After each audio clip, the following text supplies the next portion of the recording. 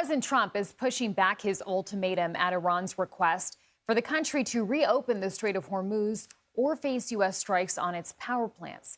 It comes as the president says negotiations are underway, even as thousands of American troops are now heading to the Middle East. CBS News senior foreign correspondent Holly Williams has more.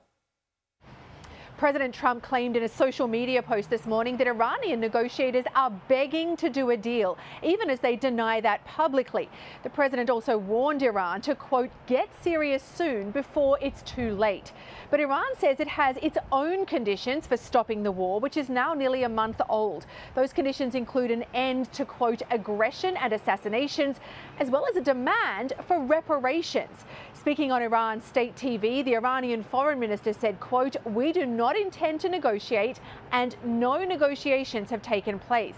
Now, it's obviously possible that Iranian leaders do want to negotiate an end to the war, but are talking tough publicly.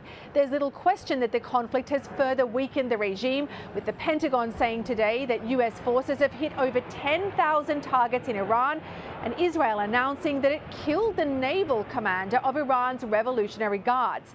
Despite that, the Iranian regime, the Islamic Republic, is alive and kicking.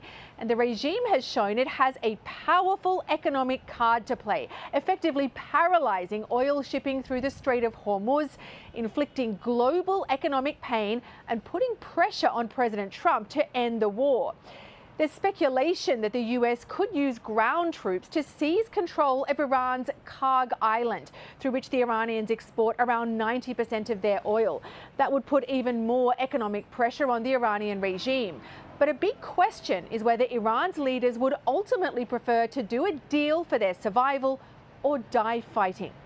Back to you. Holly Williams, thank you.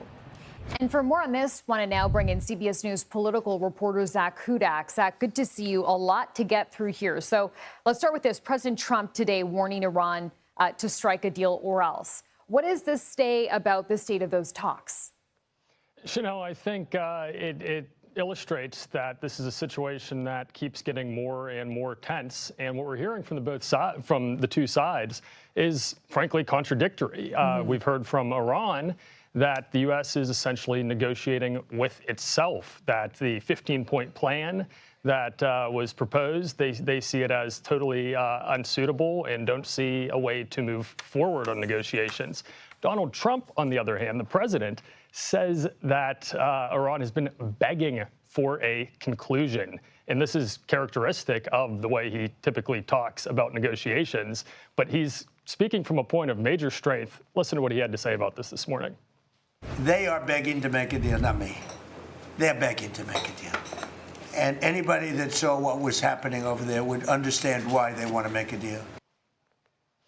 That was reinforced, that idea, in a slightly less animated way by the special envoy, Steve Witkoff. He's headed up many of these negotiations in that same cabinet meeting earlier today. And he said that Iran is looking for the word he used was off-ramp. So very different from the messaging we're getting from the Iranians. But I think the big takeaway is that the U.S. realizes that we are getting to a point with the Strait of Hormuz that we need a solution soon, or we're going to have serious economic repercussions. You know, also want to ask you, Zach, about the Strait of Hormuz, right? Because it's become such a central focus of this war. Talk about President Trump's deadline for Iran to reopen the Strait of Hormuz and the fact that he's now pushed it back at Iran's request. Yeah, Chanel, this is really the third deadline that we've had. I will run through the progression we've had. Last Saturday, he gave them a 48-hour deadline, so that would have carried on until Monday. We reached Monday, he gave them a 5-day deadline, which would have expired today. He's now given them a 10-day deadline.